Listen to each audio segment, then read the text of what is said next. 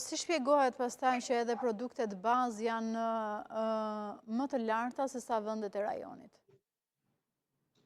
Përmenda, do të thënë faktorët janë dy. Faktorët janë është aspekti që kush i prodhon, pra prodhon në jashtë edhe çmimet i marrim të importuara nga jashtë. Aspekti i dytë ka të bëjë pastaj me pjesën që të përfitimit të tregtarëve, qofshin këta të shumicës apo të pakicës. Në një logjik normale në retail, çmimet, marzhet e fitimit duhet të jenë 10 deri në 20%, paktën në një ekonomi normale.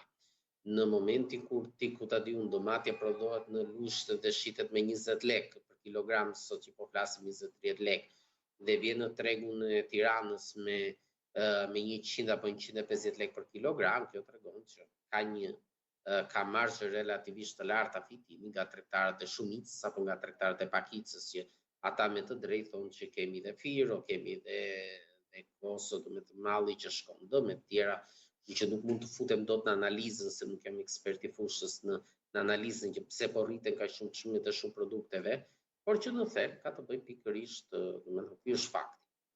Dhe sa ndikon emigracioni në tregun e punës dhe në nivelin e pagave? Ajo që është vënë vitet e fundit është një largim gjithmonë më tepër i shqiptarëve, është